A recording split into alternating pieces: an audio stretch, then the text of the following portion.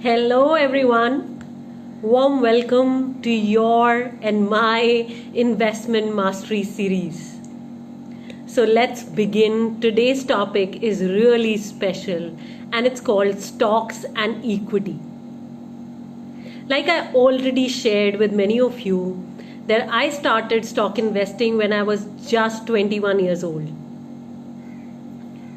And a stockbroker helped me buy and sell everything that he wanted me to. And in 2008, I was shocked because I made no money. Forget about making money. Actually, I lost 90% of what I had invested. So that's where my stock investing journey started at the age of 21. And when I lost all the money and I got disgusted with what had happened, I thought, for me, stock investing is not going to happen. Like so many of us who lose money, I also lost money, became disgusted, and I thought wealth creation मेरे से तो नहीं होने वाला है, so let me just give up. And I was blessed that I found my mentors who were investing in stocks on their own, they were studying their own stocks, and I realized that my gap area was that I never understood stock investing.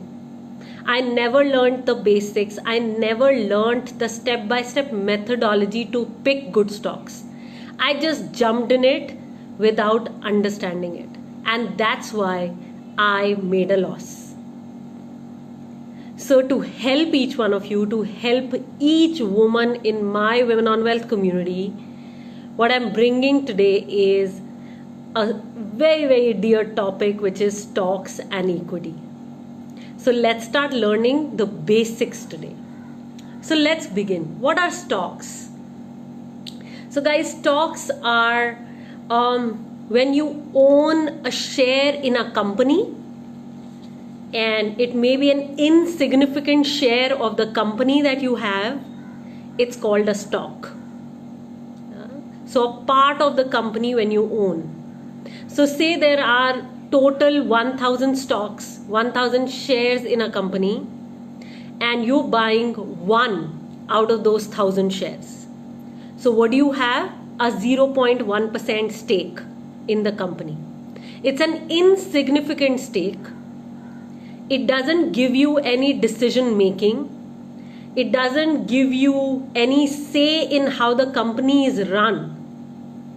It just gives you a tiny percentage of that company. So when you own that tiny percentage, when you own that tiny share, you getting why the word share came in? When you own that tiny share in the company, it's called a stock. So that's called what are called stocks. And now there are two ways to gain from stock investing.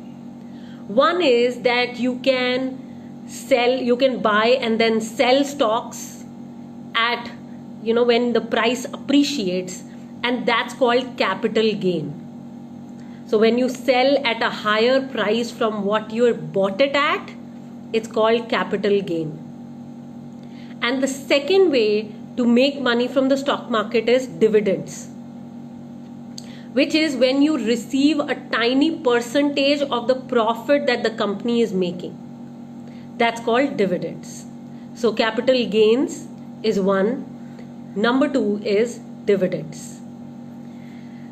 So, well, for most of you who have done our stock investing program, you know that our focus is both.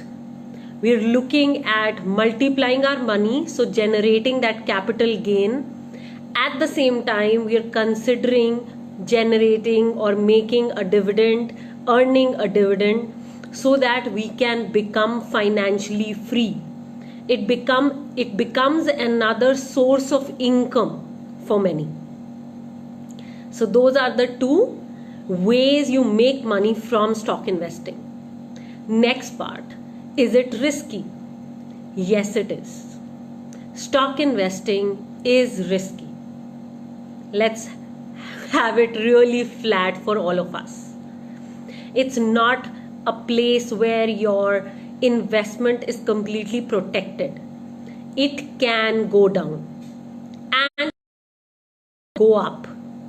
When you study stocks, when you research companies, what you're actually learning how you can increase the probability of making money. Can you increase your probability that your money will grow? That's the benefit of studying. Otherwise, whether study, not study, it is risky. Your capital, your investment is not protected in stock investing like it is in some of the safe instruments that we've talked about in all these weeks. I think we've done about 8 or 9 videos and we've talked about all the safe, most of them we've talked about are safe instruments. So this is not one of them. This is the highest risk investment and it is also the highest return investment. But the highest returns will only show up in the long run. If you're looking at stocks and equity as a get-rich-quick scheme, then know that this is not for you. There is no get-rich-quick scheme here, and stocks will not help you generate quick returns. Rather, what will happen quickly is that your stocks will go down first. So know that. For all of you who are scared now and you know that, okay, I don't want to then, take a risk, probably not even learn to research, then you could choose mutual funds. Because mutual funds also invest in stocks. They are an indirect way of investing in stocks.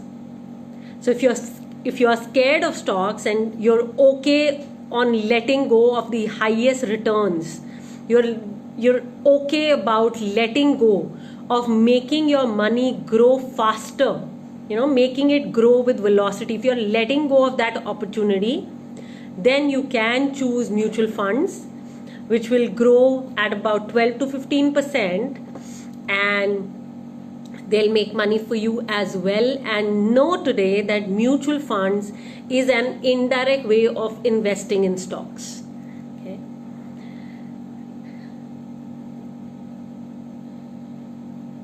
And another thing that I want to present today is that if you're investing in stocks, you need to have time, okay, in hand. You're willing to invest some time and research, know what's happening in the economy, know what's happening in the global markets.